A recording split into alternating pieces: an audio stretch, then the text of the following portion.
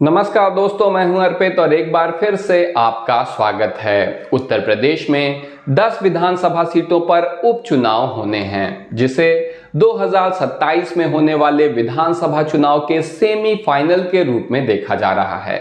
वैसे तो आमतौर पर राजनीतिक रूप से उपचुनाव का बहुत ज्यादा महत्व नहीं देखा गया है, लेकिन ये चुनाव बहुत ही ज्यादा महत्वपूर्ण है। इसके पीछे वजह यह है कि भले ही लोकसभा चुनाव में करारी हार के बाद भारतीय जनता पार्टी जोड़ तोड़ की सरकार बनाने में सफल हो गई, लेकिन अगर इस उपचुनाव में भी भाजपा की हार होती है, जैसे कि उत्तर प्रदेश में लोकसभा चुनाव में हुई थी और भाजपा दूसरे नंबर की पार्टी बनकर रह गई थी, तो इससे यह बिल्कुल स्पष्ट हो जाएगा कि भारतीय जनता पार्टी आने वाले समय में न केवल प्रदेश में बल्कि केंद्र में भी सत्ता से हाथ धो बैठेगी। यही वजह है कि सभी पार्टियां बहुत ही जोर शोर से यहां चुनाव की तैयारी में लगी हैं और समाजवादी पार्टी की इन 10 सीटों पर प्रत्याशियों की लिस्ट आ गई है, जिसके बारे में आज हम बात करेंगे।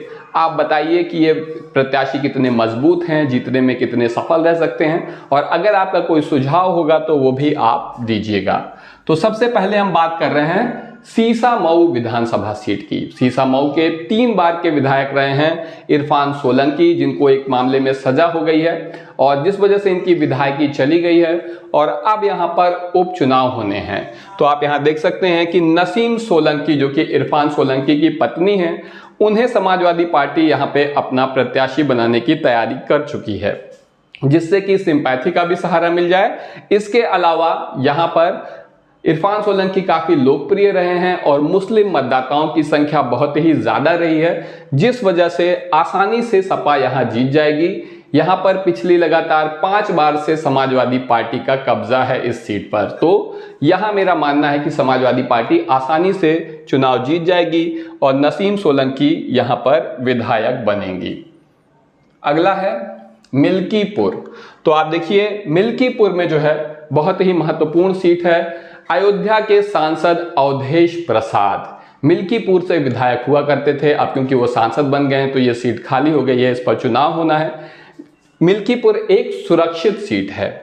यहां पर अजीत प्रसाद आपके सामने हैं, जो कि अवधेश प्रसाद के बेटे हैं, इन्हें ही टिकट देने का फैसला हो गया है। शुरू में ऐसी बातें हो रही थी कि क्योंकि समाजवादी पार्टी के राष्ट्रीय अध्यक्ष चाहते हैं कि एक ही परिवार के 2 व्यक्तियों को टिकट ना दिया जाए, लेकिन क्योंकि इस सीट पर पिछले बहुत समय से अवधेश प्रसाद ही विधायक रहे हैं, तो पार्टी का कोई अन्य कैंडिडेट बहुत मजबूत स्थिति में नहीं है, सुरक्षित सीट होने की वजह से भी।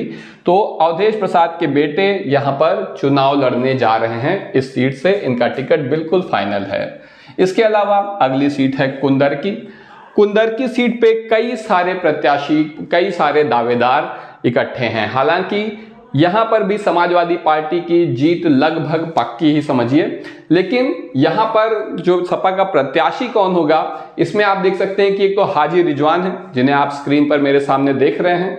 इसके अलावा बर्ग परिवार, आपको याद होगा कि यहाँ के सांसद बने थे जो है बर्ग परिवार की तरफ से, तो इनके परिवार का, इनका भी कहना है कि जिस तरह से अजीत प्रसाद को टिकट मिल सकता है, तो हमारे भी किसी परिवार के सदस्य को ही यहां पर टिकट मिलना चाहिए। तो उनके परिवार का कोई सदस्य भी यहां पर बन सकता है। जियाउर रहमान बर्ग के फैमिली से किसी को टिकट मिल सकता है। इसके अलावा एसटी हसन, जो कि यहां पर आपको याद होगा कि इनका टिकट अंतिम समय में लोकसभा चुनाव के वक्त कट गया था, बल्कि समाजवादी पार्टी के राष्ट्रीय अध्यक्ष अखिलेश यादव ने एसटी हसन को ऑफर दिया था कि आप रामपुर से लड़ लीजिए, लेकिन उन्होंने इनकार कर दिया, ऐसा एसटी हसन ने खुद बताया है।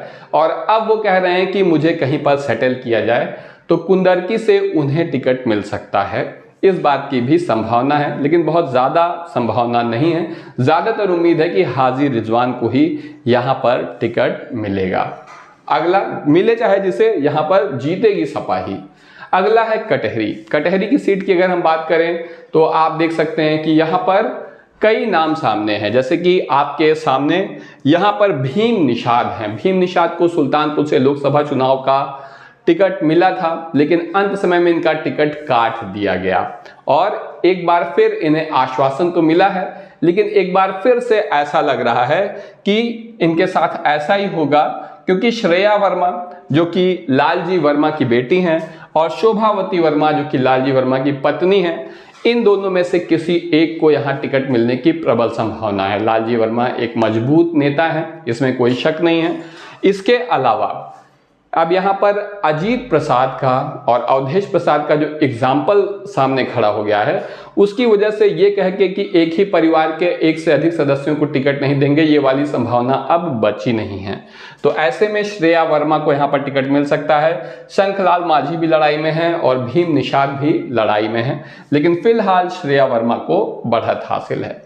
अगली सीट है करहल। करहल पे पिछले काफी समय से लगातार एक हुआ था कि तेज प्रताप यादव को, आपके सामने स्क्रीन पर है, इन्हें यहां से टिकट मिलने जा रहा है। लेकिन अब खुद देखिए, यहां पर यही खासियत है अखिलेश यादव की, संभवतः यहां पर अब टिकट नहीं मिलेगा तेज प्रताप यादव को, क्योंकि इन्हें तो कभी भी जहां भी चाहेंगे कहीं ना कहीं सेट कर देंगे विधायक में, सांसद में, तो उपचुनाव में इन्हें मैदान में उतरने की आवश्यकता नहीं है। और सोबरन सिंह यादव को यहां पर टिकट मिल सकता है, इस बात की प्रबल संभावना जताई जा रही है। अगली सीट है अलीगढ़ की खैर विधानसभा सीट, जहां से चारू केन का नाम सबसे आगे चल रहा है। चारू केन पहले बसपा से भी चुनाव लड़ चुकी हैं, तो ऐसे में ये मैदान में उतरती हैं तो मुकाबला काफी दिलचस्प होगा। एक और बहुत ही चर्चा में रहने वाली हॉट सीट है, हाई प्रोफाइल सीट है फूलपुर की सीट। फूलपुर के लोकसभा चुनाव में ऐसा लगातार कहा जा रहा था कि पल्लवी पटेल यहां से मैदान में उतर सकती हैं, लेकिन आखिर समय आते आते लोकसभा चुनाव में पल्लवी पटेल के रास्ते समाजवादी पार्टी से अलग हो गए। उसके बाद यहां पे अमरनाथ मौर्य को यहां पर चुनाव में लड़ाया गया था लोकसभा का, लेकिन उनकी हार हुई। इसके पीछे कई सारी वजहें हैं। फूलपुर की ये जो विधानसभा सीट है, इसमें सपा पिछले लोकसभा चुनाव में भी बढ़त हासिल कर ली थी, तो इस वजह से मेरा मानना है कि इस सीट पर एक बार फिर से अमरनाथ मौर्य को मौका मिलेगा और वो चुनाव निश्चित रूप से जीत सकते हैं। इसके अलावा धर्मराज पटेल भी लड़ाई में हैं, क्योंकि पटेल काफी अच्छी आबादी में यहाँ पर हैं। सपा यहाँ पर इंतजार कर रही है कि जब भारतीय जनता पार्टी अगर किसी पटेल कैंडिडेट को उतारेगी तो सपा मौर्य को उतार देगी। ऐसे में अमरनाथ मौर्य को टिकट मिल जाएगा, और अगर भाजपा किसी मौर्य को उतारती है तब धर्मराज पटेल को टिकट मिल सकता है। इसके अलावा इस सीट पर यादव और मुस्लिम मतदाता भी अच्छी संख्या में हैं, इसलिए मोहम्मद मुर्तजा सिद्दीकी और मंसूर आलम भी टिकट पाने की लड़ाई में हैं। लेकिन इनको टिकट मिलने की संभावना इसलिए कम है क्योंकि समाजवादी पार्टी देखा गया है पिछले लोकसभा चुनाव में भी कि मुस्लिमों को टिकट देने से बच रही है, क्योंकि भारतीय जनता पार्टी को तब हिंदू मुस्लिम का ध्रुवीकरण कराने में सहूलियत रहती है, जिससे बचने के लिए सपा मुस्लिमों को कैंडिडेट को वहीं पर टिकट देती है जहां उनकी संख्या बहुत ज़्यादा हो, 50% के आसपास हो या उससे भी ज़्यादा हो। इसके अलावा मीरापुर की सीट, मीरापुर में बात हो रही है कि चंद्रशेखर की आज़ाद समाज पार्टी भी काफ़ी मजबूती से लड़ सकती है, लेकिन समाजवादी पार्टी ने यहाँ पर लियाकत अली को ऐसा कहा जा रहा है कि फैसला कर लिया है कि अपना प्रत्याशी बनाए, क्योंकि जब 2017 में जो है चुनाव हुआ था तब वो सिर्फ 193 वोट से चुनाव हार गए थे। ऐसे में अब जब समाजवादी पार्टी की स्थिति काफ़ी मजबूत है, उन्हें प्रत्याशी बनाया जाता है, तो लियाकत अली आसानी से चुनाव जीत सकते हैं। इसके अलावा कादिर राणा, जो कि मुजफ्फरनगर के सांसद भी रह चुके हैं पहले, आप इन्हें यहाँ स्क्रीन पे अखिलेश यादव जी के साथ देख रहे हैं, उन्हें भी टिकट देने की संभावना है, उन्हें भी टिकट दिया जा सकता है। अगली सीट है मिर्जापुर की मझवा। यहाँ पर रमेश बिंद, आप देख सकते हैं स्क्रीन पर, इन्होंने लोकसभा चुनाव लड़ा था, अच्छी लड़ाई लड़ी थी, लेकिन चुनाव हार गए। इस सीट की खासियत यह है कि यहाँ पर ब्राह्मण, बिंद और मौर्य मतदाता जो हैं वो निर्णायक भूमिका में हैं। तो ऐसे में रमेश बिंद यहाँ पर टिकट मांग रहे हैं, लेकिन अपने लिए नहीं, अभी अभी वो लोकसभा चुनाव लड़े हैं। ऐसी खबर है कि वो चाहते हैं अपनी बेटी को यहाँ से टिकट दिलवाना।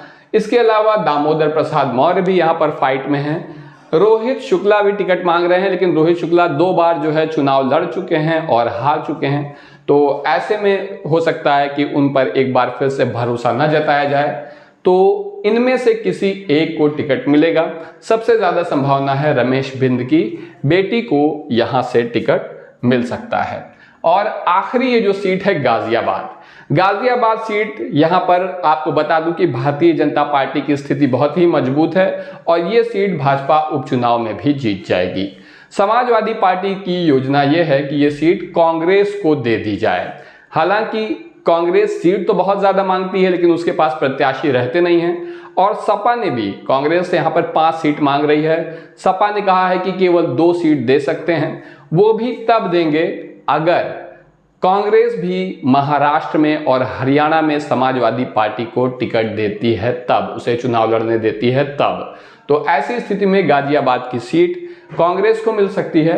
इसके अलावा अगर ऐसा नहीं हुआ, सहमति नहीं बनी, तो जितेंद्र वर्मा को समाजवादी पार्टी मैदान में उतार सकती है। तो दोस्तों, आपको क्या लगता है उपचुनाव में आने वाले कितनी सीट जीतेगी समाजवादी पार्टी, कितनी सीट जीतेगी भाजपा, और ये प्रत्याशी जो हैं क्या ये सही है या फिर आपको लगता है कि कोई और बेहतर प्रत्याशी हो सकता था? कमेंट सेक्शन में ज़रूर बताइए। अभी के लिए बस इतना ही। धन्यवाद।